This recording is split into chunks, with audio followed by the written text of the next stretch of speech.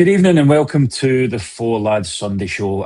Tonight we're going to be trying to dissect the shit show that was the Rangers' defeat in the Scottish Cup on penalties. As always tonight, I'm going to be joined by the wonderful Mark Morrison and Cheryl Ritchie. But before I say hello to them, I need to mention the sponsors of the Sunday Show.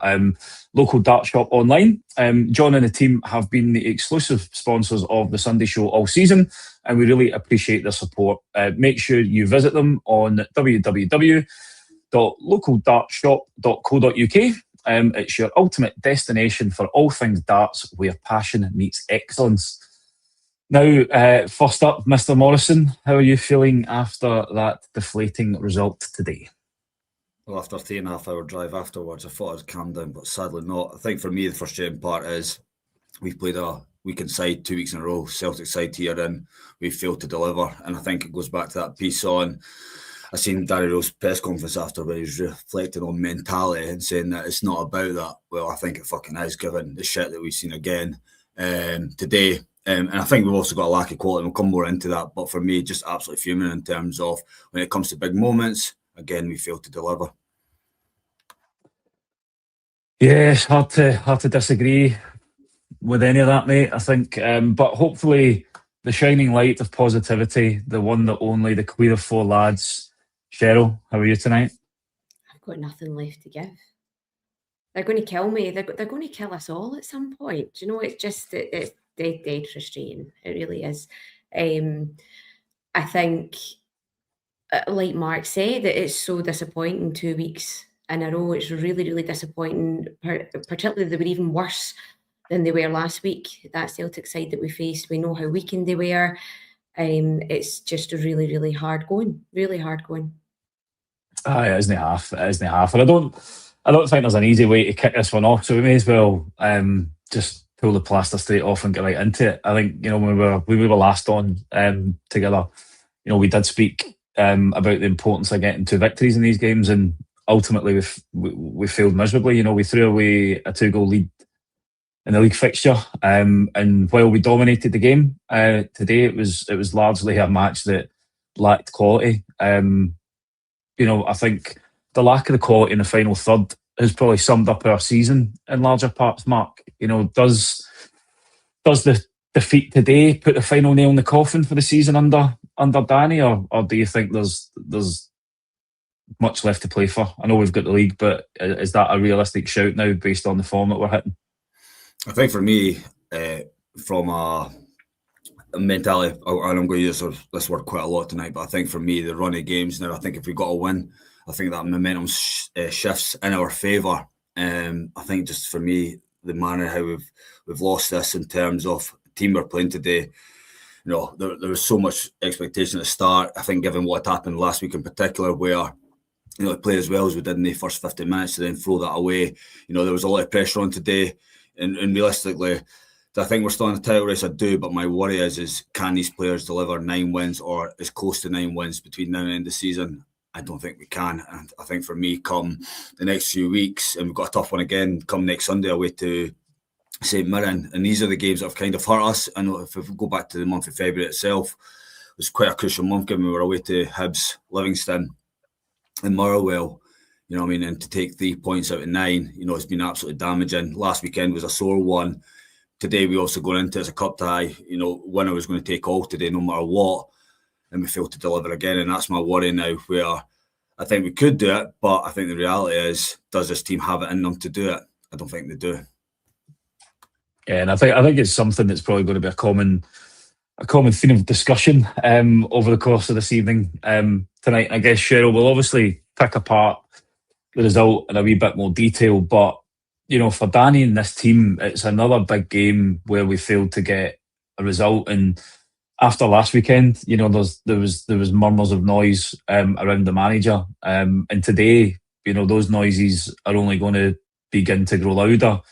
Where does he and the team go now as we go into those last 9 games?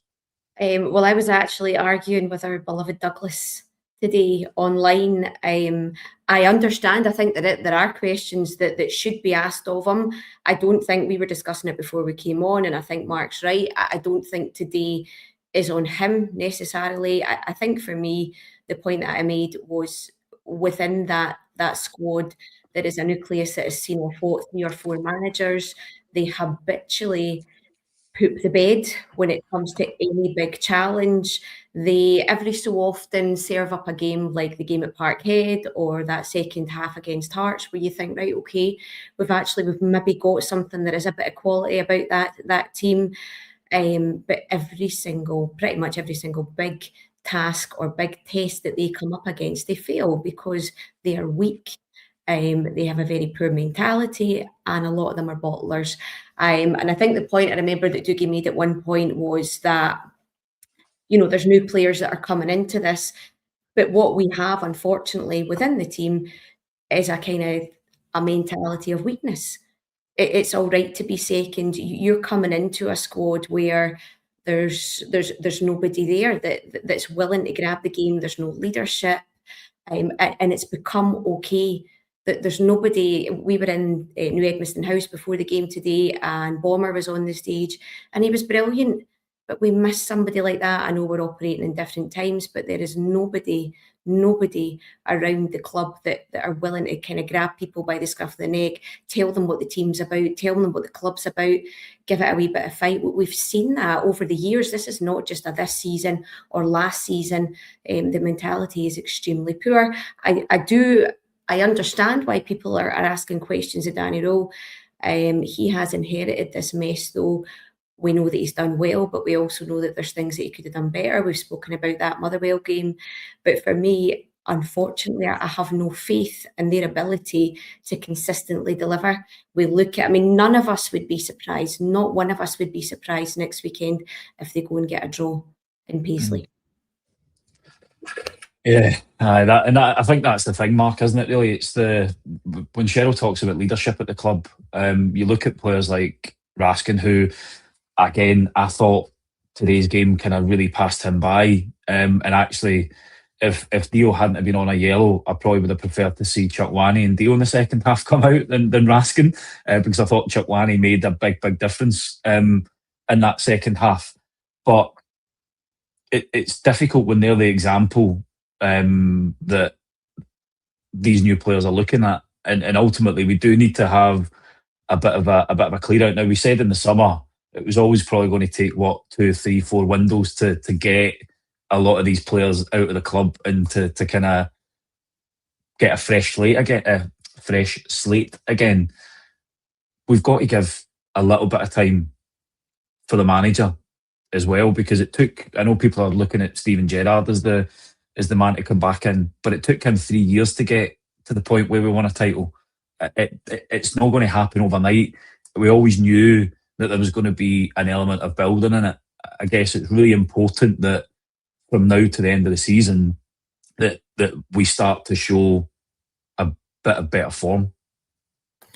Yeah, I think the comment's spot on. I think he has earned time. I think Cheryl referenced it earlier in terms of some of his decision making. That has been unreal. I think the likes of Motherwell away, even Celtic last week, I think there's obviously some questions unreal on that. But I think he has done enough throughout the time since he's been here to earn at least get to the end of the season. And then see where we go. And he has, from a squad perspective, if we go back to October, November, December, we were watching games when he first came in. We were grinding some results out, but it was still pish to watch. And to be fair, sometimes it's still pish now, but we're still finding ways to win. He's done well in the sense that dealing with a team of players who aren't very good and being able to grind out wins. I think the issue that Danny Rose faced is he's a victim of his own success here, where he's managed to get us in a position where we're back in a title race. And that comes with pressure, and rightly so. And back to reference what Cheryl says, when it comes to the big moments here, we have failed to deliver time and time again. And not only this season, it's been for a number of years. You probably go back to 55, where, even Gio's season, to be fair, with Seville, we obviously had a bit of distraction there, and we obviously fell away at the end. But, it's a long, long time now. We're coming up for 5 seasons, year after year, since we've obviously went down and came back up. We're coming for 10 years here. And the lack of trophies for me is, I think, why the fans are feeling the frustration. I think this is, we've been asked for patience time and time again, yet we get to a point where we enjoy a chase, we get back involved, and then all of a sudden our arses start twitching, and all of a sudden, before you know it, we start falling away again. And I think it goes back to Danny Rule was massively helped with that this season. But I think there has to be questions answered by Rule when, you do go your Motherwells away and we change, the formation we have, and we've made some decisions throughout. There will always be that question from the fans, and rightly so. I don't think it's on Danny Rule today. I just think we lack quality, and I think it is on the team. But reference back to last week, part of that is on Rule. And I think between now and the end of May, he needs to get a run to obviously ensure that we end the season strong. We're still in this title just now. I don't think we will win it, just based on evidence what I've seen over the last month or so. However, I think if we can get sail into the summer, strengthen, because I think if we look at January's transfer window, you can see he's obviously added some quality there, and also get rid of some of the shite that's already in the building. I like that last line, mate. That sums it up quite perfectly. I think one of the really disappointing things, not just about today, Cheryl, but I think the last few games has been that lack of cutting edge, especially in the final third. Stats can obviously be very, very misleading, but you look at the possession, we dominated that today. Allegedly, we had 24 shots, but I don't actually remember seeing that during the game. But I think towards the end of it, we did have a couple of really good chances. And I think sometimes this is where the players really need to do a lot better. But when we get into that final third today, we just kind of huffed and puffed. And that, with everything that's on the line, that's really frustrating, because there's definitely players there that can stick the ball in the back of the net. But when those chances come in a really, really tight game, you're not going to create a lot of them. You've got to stick at least one of them in the back of the net, haven't you? Yeah, absolutely. And that's unfortunately what we're seeing through in the capital. And I think I made the point when we were last on together that for me, it does look like it's Hearts' league to lose, because they are grinding out those 1-0 results. We've seen it in a derby. We've seen it against Falkirk. They're doing what we're not able to do at the moment. And today, to me, it just looked like whoever scored first, it was a 1-0 game. Whoever scored first was going to win it. But it's just so disappointing, because, again, you look at that Hearts game, Nadiri and Chermiti together, and you think, right, that's a Scottish front too. Nadiri looked like he complemented Chermiti, he brought him into the game more. He was on both posts. He was an absolute pest. But there was nothing today. Absolutely nothing. We didn't really look like we were going to score at any point at all. And just as well to bring it up, I seen in one of the comments, our set pieces were absolutely diabolical. I think I remember at the Old Firm game away at Parkhead saying that a Conor Barron corner was top of the list of things that I never wanted to see. However, I would have been absolutely choking to see one today, because I think I seen the worst corner. Can you guys remember what it was? Scott Olsen's, where he played it right along the touchline, basically. What was that? That was absolutely bizarre. Absolutely bizarre. God knows what he was trying, because it certainly wasn't getting the ball into the box, not Fernandez. He said, that's for sure. And I think it's a fair criticism, to be honest, because we have 12 corners today, Mark. And again, Scott Fry, when he came in, was heralded as a genius, and we had a really good run of taking advantage of the set pieces. But ultimately, if you don't deliver the ball into the box well enough, you're going to waste them. And I think that there was far too many set pieces today where we just didn't really get on the end. I mean, we'll touch on it in a wee bit, where Fernandez has been really unlucky with a couple, but the last few games we haven't been as dangerous as we really should be. And I always struggle to understand how professional footballers can't deliver a decent ball into the box for a set piece.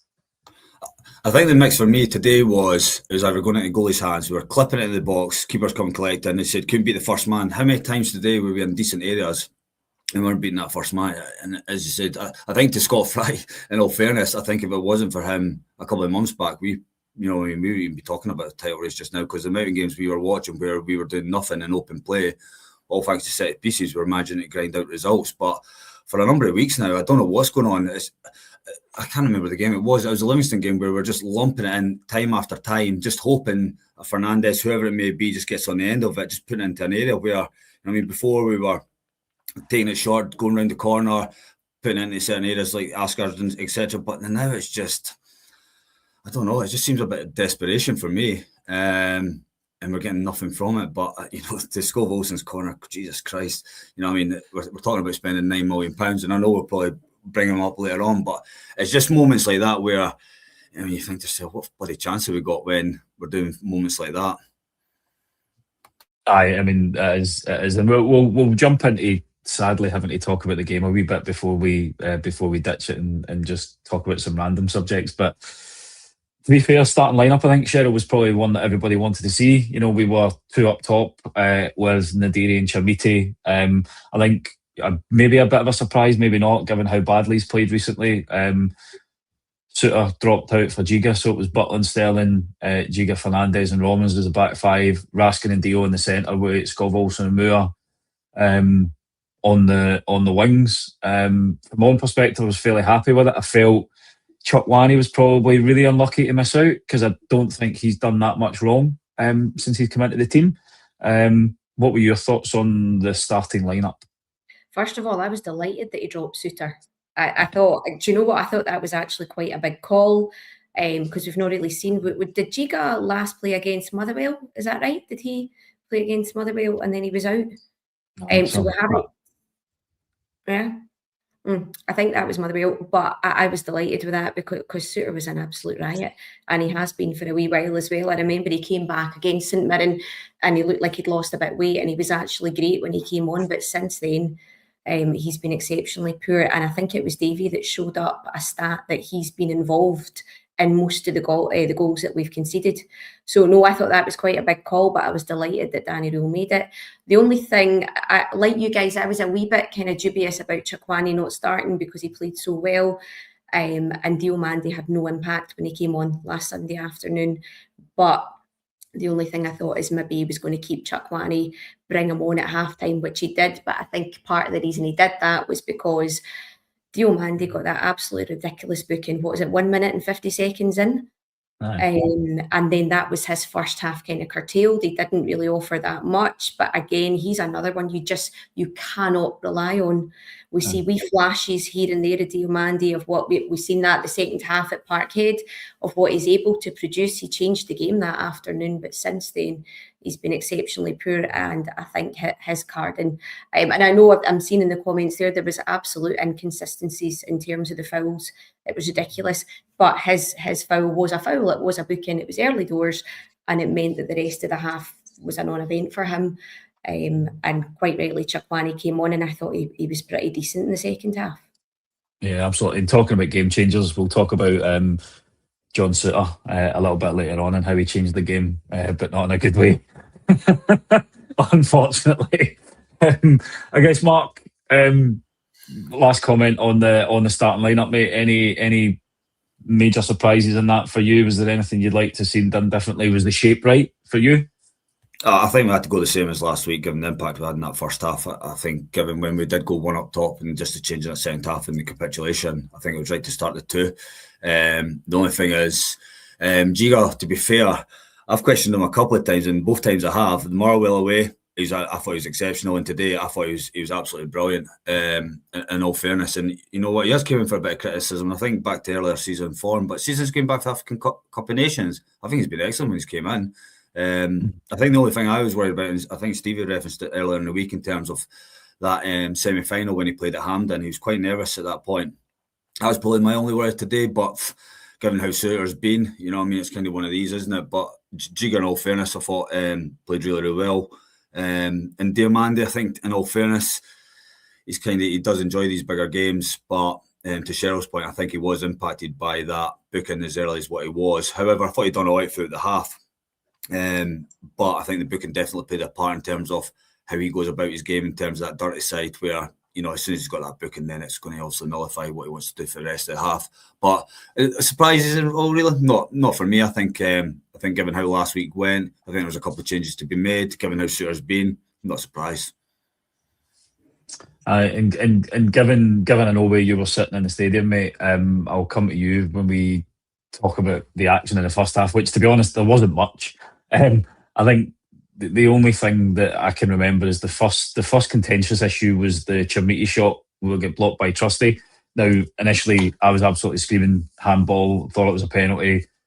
You look back at it, I can understand why it's not given. His hand is in, it's not out of the shadow of his body. It's disappointing, but I think it's actually the right decision. What were your thoughts watching it live in the stadium? Were you like us and kind of screaming for it, I guess, to be given? Me and Jim are almost in the West enclosure of that, to be fair.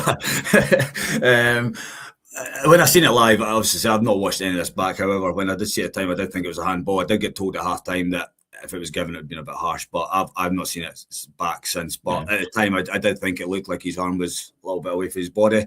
And everyone round about us was in the same position and obviously all up in arms. But like I said, I've not seen it back to give my reference since. But at the time, like I said, Jim and I were almost launched down, screaming at the referee saying, "Give us a pen." I think I almost went over the club deck railing at that point. So yeah, we'll we'll swiftly move on. I guess, Cheryl, we had a bit of a scare ourselves actually, where Maeda looks to have given them the lead, but thankfully VAR works in their favour this time when Scales is adjudged to be offside by a boot. By the looks of it, and the goals chopped off. We got away with one.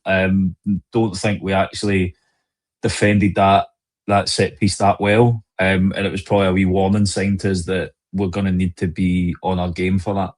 Yeah, right. This is where I need to confess I was actually in the toilet at that point.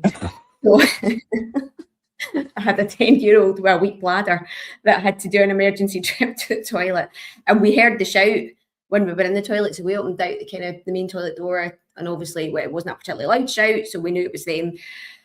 For me, obviously, I'm sorry I didn't see it, but the disappointment around that was that we did not take anything from that goal being chopped off, that goal being disallowed, because you're then thinking at that point, you know what, we're not doing too badly. That should have galvanised them, because we then heard the big cheer from the stand, and we realised that the goal had been chopped off, had been disallowed. But as a team, they didn't seem to take anything from that and kind of move on from there. So that was a big disappointment. Sorry, I can't give you any, because I would have given you expert analysis of the offside call, but I was in the box. No, that's fine. But it was one of the points that I was actually going to make as well, though, Cheryl, about that. I think, how many times have we got a call like that where VAR's overturned the decision, it's chopped off a goal or something like that, and then we just haven't got any lift from it at all. There's then no impetus to say, right, we've got away with one there, let's go and attack, and let's, sorry, I'm laughing at somebody's comment there, you'll see the one that I mean. I know. But we don't take anything from it, and it's really, really frustrating. And I think we looked fairly comfortable, Mark. I think Deal getting booked early on was a bit of a nightmare, because I definitely think had we gotten to half time with him not being booked, I would have been inclined to take Raskin off and put Chukwani on at half time. I just felt that it's going to probably turn into a wee bit of it won't turn into a Raskin bashing session, but I just think that he hasn't been at the level that we've needed him to be, when you consider we know how good a player he can be. But I would like to have seen Dio and Chukwani come out for that second half, just because I felt Chukwani, when he did come onto that pitch, made a big, big difference in the middle of the pitch for us. Raskin's a fantastic footballer. There's no getting away from that. I think for me today, he was too safe. I think last week impacted him, given how pish he was on the ball. I genuinely think today he just played safe all day. I think when Chukwani came on at half time, you can see the difference in terms of him trying to get forward, passing forward, whereas Raskin was either going to centre backs, out to full backs, and never turning and looking to play forward. So I think that's the only thing for me where there probably is a question around Raskin. I think you're right. If Dio hadn't been booked, I think the change would have been Raskin for Chukwani, but obviously with Dio's situation, it obviously wasn't the case. But I just felt Raskin throughout just played pretty safe all day. Small passes, 5-10 yard passes to centre backs, to the full backs, and never really got us going forward. Whereas when Chukwani did come on, I think you just seen that difference and a bit of impetus there. Obviously, he's got that battling quality as well. However, he did always look to go forward for a change, where Raskin, for me, as I said, I just felt he played far too safe. And I don't know if last week and the last few weeks has impacted him. However, something's got to change for us, especially given the games we've got coming up. We need more in that area of the pitch in particular. Yeah, absolutely. And we focused on Dio getting a yellow card, but I'm going to bring up something that frustrates the bloody life out of me as a Rangers fan. Scales Cheryl gets booked on what I think something like the 20th minute or something like that. We then fail to attack him on that side and put him under pressure. And I think this is where we'll probably go into the conversation about Scott Olsen, because there was so many opportunities I felt in that first half where he's the opportunity to run at scales, put him under pressure, try and get him to commit another foul, but he seemed to always want to turn back and play the ball back. Now, I don't know if I'm being a little bit too harsh on him. I really don't want to bring myself to have to try and watch the game back and see if I'm being too harsh, but how many times have we seen a fullback of an opposition get booked early in a game and then for some reason we just do not bother to attack them and put them under pressure? It's just bloody ridiculous and so frustrating. Yeah, absolutely. And he, other than the assist, I think against Celtic and the assist at Hearts, he's been really, really poor. As it stands, he wouldn't be somebody that I would be shelling out that money for at the end of the season. But again, I think it just sums up another thing that's lacking in us, that kind of killer instinct. Even if he's not seen that, somebody else going over and saying, I'm right, keep on him. Like, we know that he's on a booking. We know that he's not the greatest either, do you know? So why he wasn't pressing him, why they weren't giving him a harder time. It's really, really frustrating, but it just sums up where we are, that kind of mentality, because other teams do it to us all the time. Do you know, we've seen Tav targeted, we've seen for a wee while there was teams targeting Makoma. We didn't do that today, and I don't understand why.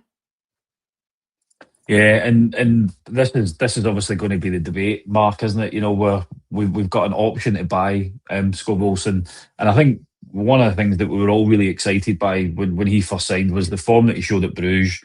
He was a brilliant player. Now, it's probably indicative of him coming back off the injury, not playing much football, not really hitting the ground running here. But there is no chance in hell, based on what we've seen so far, that you're going to shell out the best part of £8 million for a player like that. There's got to be better options out there for us, given what we've seen so far of him. There's no way we can make that move permanent in the summer unless he gets 18 goals and 12 assists in the last 9 games. One could only dream. But I think for me, there was a lot of hype when he did sign. And I think rightly so, given he is a good footballer. I know he's not played well for us, but generally, as you look at his prior stats now, he's a good footballer. I think just the way we play and the way the game is here, it just doesn't suit him. I just think that's one of these. And we've also done comparisons to the great man that's behind you, Rob, in terms of that fall. But it's just not working. And I think to that point, he's had a couple of assists, 1 goal. And realistically, throughout any game, has he had moments where you're going, there's something there? I think there is, in terms of obviously what he's done in the past. But here now, he's just not delivering. And I think the issue we've got is you've got a transfer fee of roughly £8-9 million. What we could use that money for in the summer in particular, given we will be starting again, we could make better use of that than buying him. I have been disappointed because I genuinely thought he would be sensational for us, and I think we referenced that the game changer, but he's just not delivered whatsoever. And the frustrating part is, he's had a couple of moments, but when you've got a price tag of £8-9 million in the career that he's had, we expect more, and we just haven't had it. Yeah, absolutely. And again, second half is much the same as the first half, really, to be honest. Again, not many clear-cut chances for either. I think, Cheryl, the only one that I can really remember is a Manny Fernandez header, which is wonderfully blocked by our very own Nasser Chica. If he doesn't get in the way of it, it's a goal. And it's kind of, in games like this, sometimes it's like, if we didn't have bad luck, I don't think we would have any luck at all, would we? Mm-hmm. Absolutely. But again, you need to take these chances. We need to be having these relentlessly so that you can afford for that to happen. But we had so few chances that really had an impact on us, Rob. Do you know, it was just so disappointing. There was nothing doing, and they didn't have a shot. That's the other thing. Celtic had no shots. So it wasn't as if we were up against it. There was just a huge lack of quality there in the final third. And I genuinely think we could have played all night and still never scored. That's how poor we were. Yeah, no, we absolutely were, and I think Moore and Olsen then make way for Barami and Gassama, Mark, and I really understand the need to bring Olsen off for Gassama, but the one thing that I sometimes struggle with Danny is that he insists on playing Gassama on the right hand side when we can see that he's much more effective on that left. Now, it'd have been great to see Gassama come on for Olsen, switch them, and let Mikey Moore have a bit of a run at Scales to put him under pressure. And I think this is probably one of the points that a lot of people will question the manager on, is that we've seen any time that Gassama's come on and played on the right hand side, he hasn't done that well. He definitely seems to thrive more on that left hand side. Granted, today he didn't really do much on either side.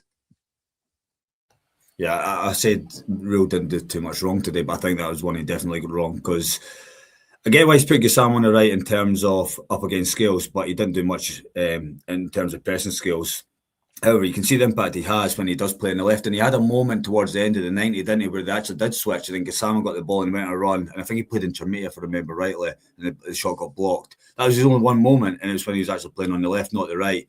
But I think you're absolutely spot on there. Mikey Moore, unless there was like a slight niggle, whatever it may be, I don't get why he gets taken off for me. I know he's 18, but I think for me, he was probably one of our best players in the 90 in particular. But, you know, Barami, I can understand him coming on. I think he's done all right when he has over the last few weeks. But for me, if you're going to bring Gassama on, he just does not work playing on the right. How many times we've seen this countless times now, the Morwell away game, etc. It's just not working. Yeah, he's brought him on and he's put him up against Scales, but he just didn't do much. And the moment he did have, the one moment is actually when he's playing on the left-hand side. Him and Barami actually swap over, and he gets the ball in the break. This is towards the end, and the one moment which he creates is when he's actually playing left, but just not doing enough. I know, and it was the sum of it. You know, we then head into extra time, Cheryl. You know, we finally get the ball into the back of the net. At this point, Tav's come on for Sterling, and to be fair, he whipped in a couple of really good corners into the box. Fernandez kind of gets contact with it, but not really. There's a bit of confusion in the box. The ball ends up the back of the net, but having watched it back, it was definitely a handball, unfortunately. But like we said earlier, you know, 12 corners. That was probably one of the few ones we were dangerous from, and we never really created much in the extra time either, which is one of the big frustrating things. No, and as much as he's much maligned at times, I thought the set pieces did get a wee bit better when Tav came on. But I haven't watched it back. Like Mark, I have no desire to watch any of this back, but my wee VAR assistant has watched it several times and told me, yeah, there's no doubt in it. But we just created absolutely nothing. It was a horrific game of football. Like, I don't know if any neutrals at home were watching it. They would have said it was absolutely dire. It was terrible. It was terrible to watch at the time. It was awful. And like I said, we were never ever going to score, Rob. It was terrible. The one moment, Rob, we did have, and was actually from Tav as well, an open play, was when he cut the ball back and Chermita just put it wide. That was another one. It's almost like you read the agenda, Mark, because I was just about to come at you to ask you for comment on that. I'll give you my plus.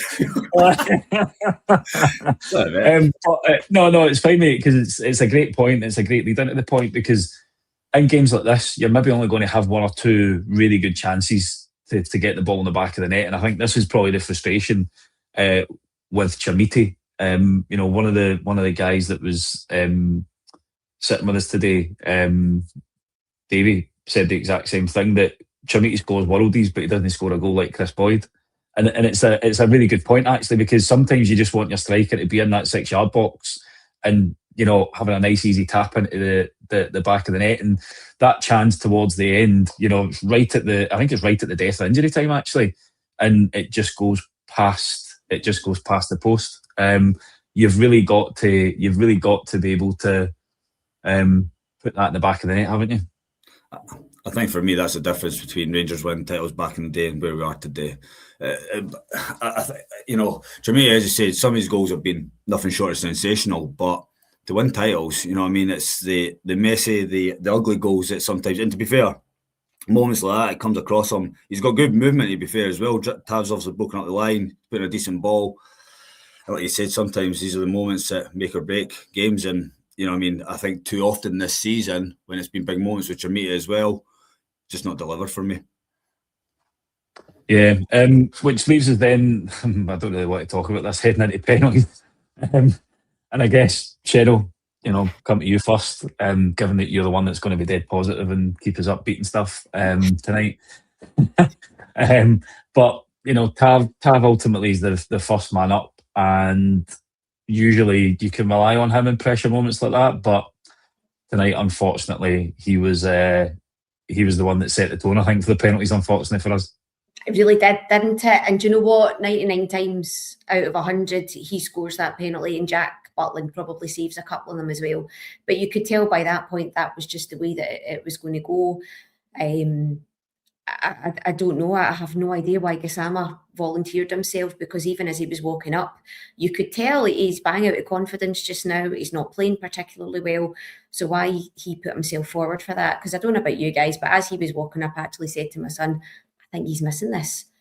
They were just exceptionally poor. But like you say, Rob, Tav missing that first one, look, that can happen. Like, penalties are murder, and that can happen. It's kind of like a toss up a coin thing, isn't it? But Tav, your captain, missing that first one, murder, absolutely murder. Because I think the belief just went at that point. It did, and you could feel the deflation in the stadium, and I guess it then kind of sets the tone mark when Gassama's walking up, because I don't think anybody around me was feeling confident that he was going to stick it in the back of the net, and I think this is where I feel a little bit sorry for him now, because I think the pressure is going to really ramp up on him. He hasn't really contributed much over the last kind of 3, 4, 5 games, so fans are going to start to turn on him if they're not already. The pressure is going to be on him, and he really needs to get back to that early season form that we saw when we were in Europe, where he was contributing with goals. He looked as if he was really, really hungry. For some reason, the last few games, he's just looked miles off it. Yeah. In all fairness, that walk up, I think Sheriff Spawn, I think he was pretty much shitting himself when he was had the ball in his hands and ready to take that penalty. And for me, the rest is history. However, and I don't mind a lack of form. All players go through it in terms of dip, etc. But I think it's just how he's conducting himself when he's not playing well. His mannerisms and his attitude stinks at times for me. And like you said, players all have bad games. And if you're still getting stuck in playing for the jersey, fans will have your back. If you're still trying, etc., but when they're laboured, walking about, not giving a shit, then you know what? Fans are going to turn on you. And I think for me, if you want to be a Rangers player, you've got to deal with that pressure week in and week out. It's all about winning for us. How you do it doesn't matter. But for me, Gassama, there's been a lot of questions of him recently, and rightly so. Yeah, we had moments throughout the start of the season, but I think, he had a good start, but then it's been so inconsistent throughout. And part of that's maybe when he's getting played on right, it doesn't suit his game. But even when he has been on the left, for the quality that he's shown earlier part of the season, he's just not delivered enough. And I think that's where the frustration is for the fans. And after today, he probably will get a little bit of grief for it, but got to deal with being a Rangers player. Do you think, though, Mark, right, see when you think back to those European games, and I know he scored a couple of goals, but was it a case that he was the best of a really shockingly bad bunch? Possibly. To be fair, he was sort of our go-to throughout, wasn't it? I think he came off the bench for Panathinaikos. Was it Olsen? And Panathinaikos at home, wasn't it? Yeah, we sort of just continuously just give him the ball over and over and hoping, give it to Gassama. Hopefully he does something, and then we'll see what happens from there. But I don't know if it was just that early season where you're just coming in, you're finding your feet, young lad, raw talent. It's sort of just clicking for him then. So pressure he probably wasn't feeling as much, and as he's also been at the club longer and longer and understanding what the expectations are, that's maybe just been a bit too heavy for him. He's maybe just the jersey's too heavy for him, and one that he's just not contributing enough given the evidence is there on goals and assists for far too long now. But I think you're right. Early on, the team was pretty shit, to be fair. However, I think it was maybe just him settling in, but not realising exactly what the club was all about. And he's just going out and playing his game. And to be fair to him, he did have a big contribution at that point. And then you think because he's worked with Danny Rule as well, the Sheffield Wednesday thing, I automatically thought, like, this is going to bring out the best in him as well. But it's really not worked out like that at all. Sorry, Rob, I'm just Gassama thoughts. No, it's fine, mate, because when Gassama moved up, I used to work with a Sheffield Wednesday fan, and he was saying how brilliant he was, and it was Danny Rule that got the best out of him. So it's really surprising that since he's come up here and Danny's became manager, that he's a player that hasn't shown. You know, you think that working together, you'd have been able to get more out of him. But it probably comes back to some of the comments that have been going on in the chat as well tonight, that the summer has done a fair bit of damage to us, and I don't think that we've been settled in a system or a formation yet. Which is probably one of the biggest problems. You know, you look at Gassama sometimes and he comes in and doesn't look as if he's really confident as to what he's meant to be doing. And that probably says more of him as a professional than it does of the management team. But he's just not been at the races. And a lot of it is that he gets double teamed now, because players are expecting him. So it's going to be interesting to see how it all pans out, to be honest. I guess, Mark, you know, obviously the end of the game, we'll touch on some of the scenes now. What I'm about to say is the personal opinion that I've got on the issue. We'll just need to make a point on it. But I think one of the biggest challenges was, I think, the Police Scotland reaction. I think they allowed the situation to develop, and it's scenes that we don't really want to see at a football game. You know, ultimately, yeah, we got beat, absolutely, but we can't have fans coming onto the pitch and wrecking advertising hoardings and all that sort of stuff, can we? No, I think for me, you know, there's a couple. What I seen, bear in mind, I only seen a couple of minutes of it because I was literally leaving, and then we were pretty much ushered out. Because people were trying to get back upstairs and see what was going on. But from what I seen, again, these are my own personal opinions here. You know, I mean, I think there's a couple on the pitch initially, and then when the Celtic players ran over to the goal, jumping on the bar, jumping up, you know, I mean, I don't think they helped the situation as well. Police Scotland, for me, you know, I mean, had no control of the situation whatsoever. I believe there's been scenes after, etc. I have no clue what is going on. So, you know, I mean, I'm not getting involved in that until I actually see it with my own eyes. However, from what I did see at the time, you know, I mean, there's a few on the pitch. I don't know what the hell they're doing, but then the players obviously coming over, celebrating, getting a bit wild, and I think for there it just sparked an absolute madness. Yeah, it did. And Cheryl, we don't really go into it too much. We'll continue to focus on the football side of things. Do we need to? Well, sadly, yes, we do. The one thing I wanted to talk about was some of Danny Rale's comments, actually. He made a big deal about wanting to talk about mentality at the end of the season. But I think for me, it's like results and performances like the last couple of games where fans will always continue to ask questions about the mentality of the team. Now, people are beginning to put the focus on the manager, but it's obviously not just down to him. I think we know that he's made mistakes in some of the games, but we've had some really big chances in that game and we haven't taken them. You know, Celtic were really quite happy to sit back and take it to extra times and pens today. But it's just another game where we've come up short and coupled with the recent performances kind of away from home, it's just not good enough. So while he wants to look at mentality at the end of the year, we as fans are always going to be questioning it when you go through a run of results like we have been recently. And do you know what, Rob? I think both can be fine. I don't have a problem with either. I think I said last week when we were on with Scott, I don't expect them to come out and say, oh, they're an absolute nightmare, that bunch. What can I do with them? Do you know what I mean? He's not going to come out and slate their mentality. But one of the things I said to Dougie earlier is he sees what we see. But he's got a job to do. He has to try and lift these players. He has to keep them going. We're still in the fight for the league. So I can understand why he's not wanting to focus in on mentality. My hope is that he's doing that behind the scenes, but also, like I alluded to earlier, we have a team who have a history of having a weak mentality. So expecting him to come in 3 months and to be able to sort that when, I don't know what, some of them on their third, fourth manager, I don't know how we're expecting him to fix that within 3 months. I think if he gets another transfer window and we're still, after the summer, we're still in the same position where this team are habitually blowing the big chances, then I think, yep, we've got really good grounds to look at it.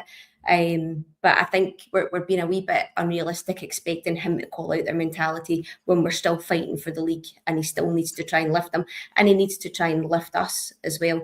But do I think there's a mentality problem? Absolutely, 100%.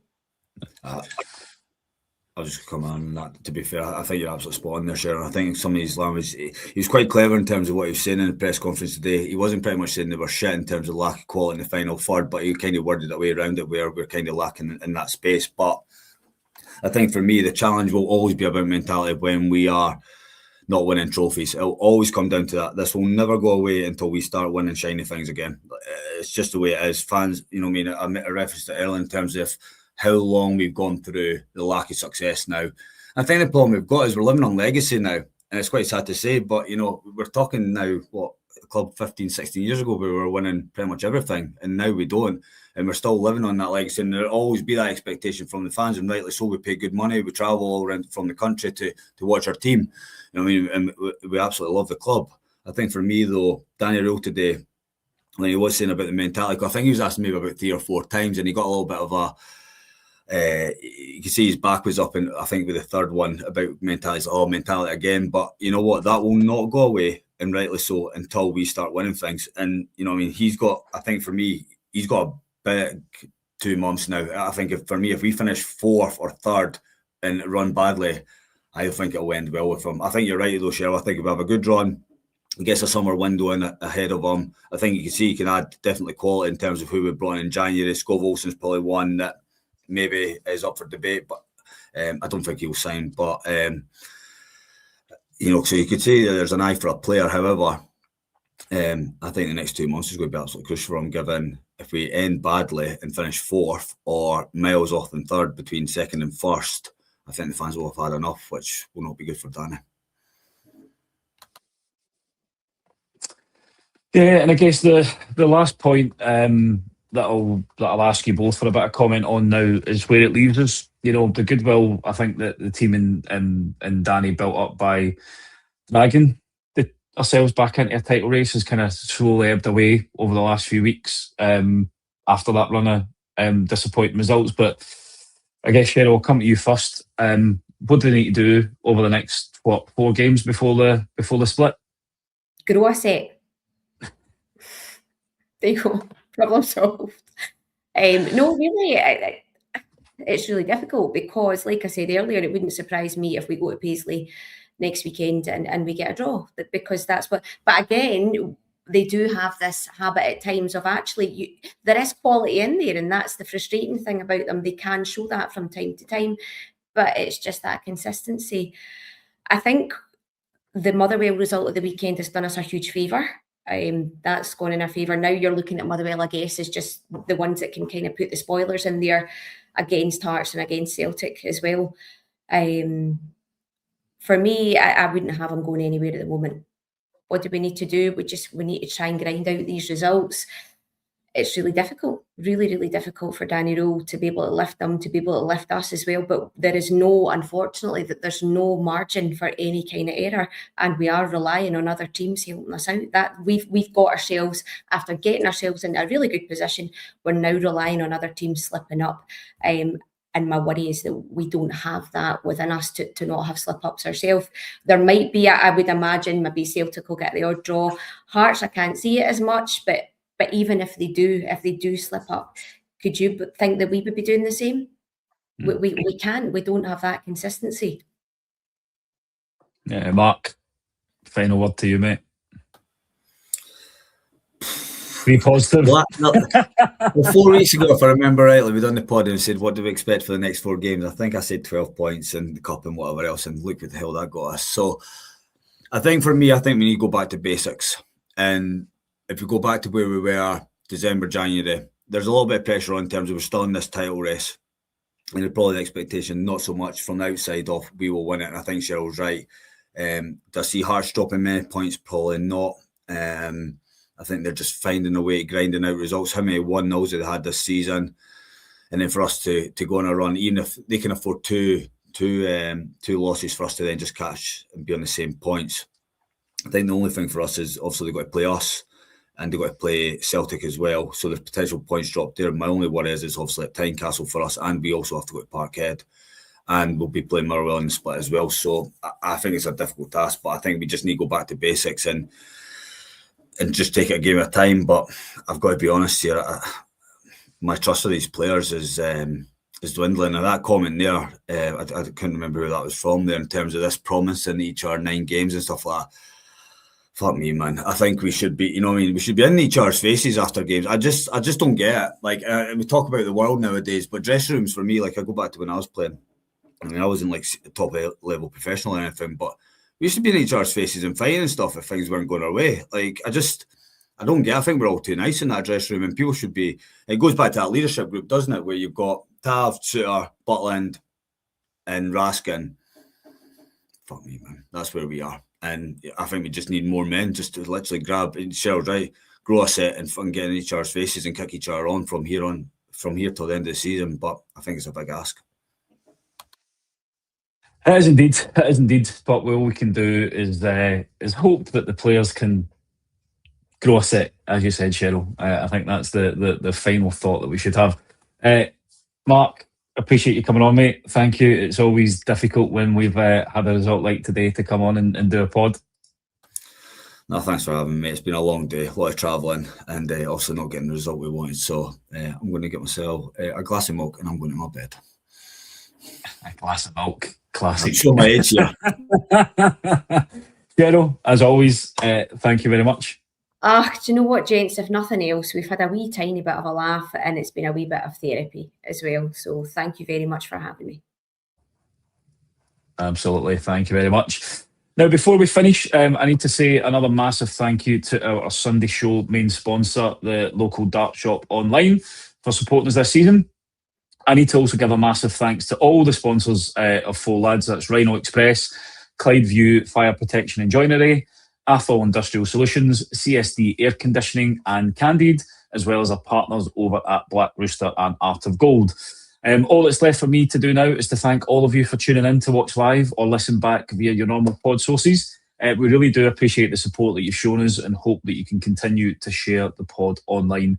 If you want to become a member, there might be a wee QR code thing that you can scan somewhere and follow the details there. Stevie, Kenny and Davey will be back tomorrow night with the flagship, and the Sunday show will return with Scotty hosting, myself, Cheryl and Doogie as the guests. Thanks very much for tuning in, and speak to you later.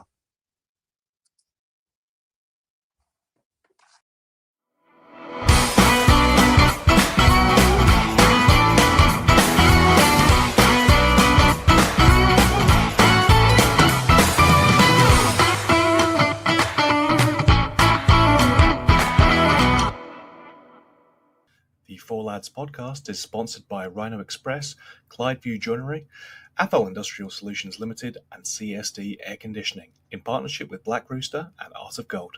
Thank you for listening to or watching the podcast. We hope you enjoyed the show.